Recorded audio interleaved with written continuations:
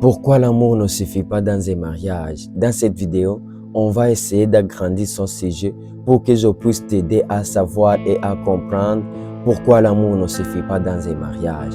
Parce que on entend souvent parler que tant qu'il y a l'amour, tout ira bien.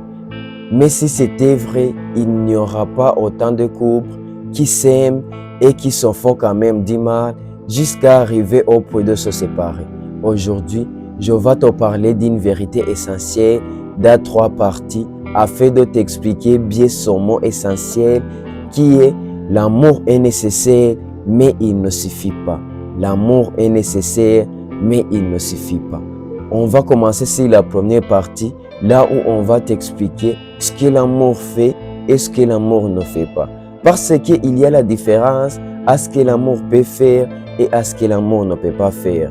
Car l'amour attire, c'est bien que l'amour attire, c'est bien que l'amour reproche. L'amour fait aussi la motivation, l'amour peut aussi te motiver. Mais l'amour ne t'apprend pas automatiquement à gérer la colère, à communiquer sans presser, à écouter sans te défendre, à reconnaître tes torts.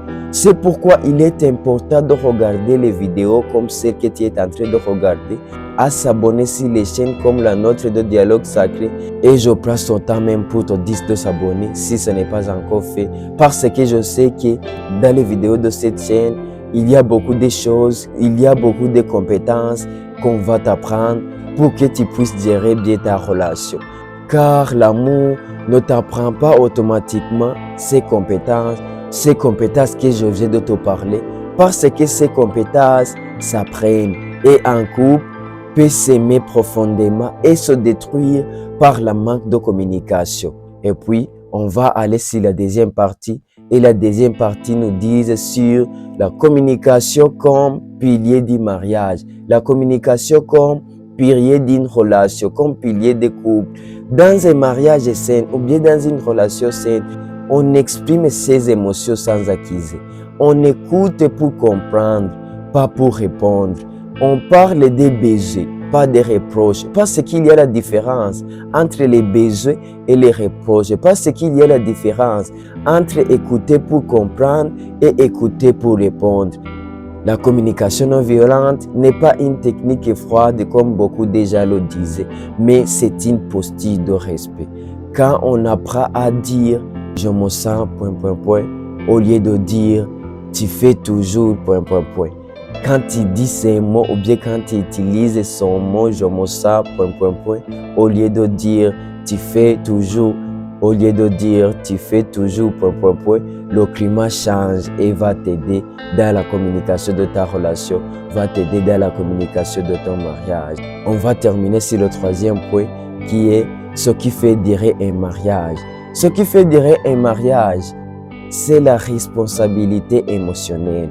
La responsabilité émotionnelle va t'aider dans ta relation pour que ton mariage ou bien ta relation peuvent durer longtemps. Et puis, la deuxième point qui peut t'aider, c'est la capacité à réparer une blessure. Pour avoir la capacité à réparer une blessure, il y a quelques compétences que tu vas apprendre. Et ces compétences, tu vas les trouver dans les vidéos comme celle que tu es en train de regarder.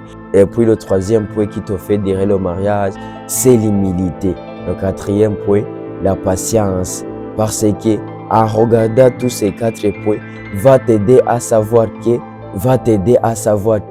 l'amour est une étincelle et la maturité est le fait qui dure.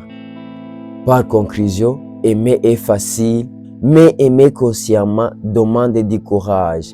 Une relation durable ou un mariage durable ne repose pas sur la chance ou bien sur le fait de parler à ton partenaire « je t'aime », mais repose sur la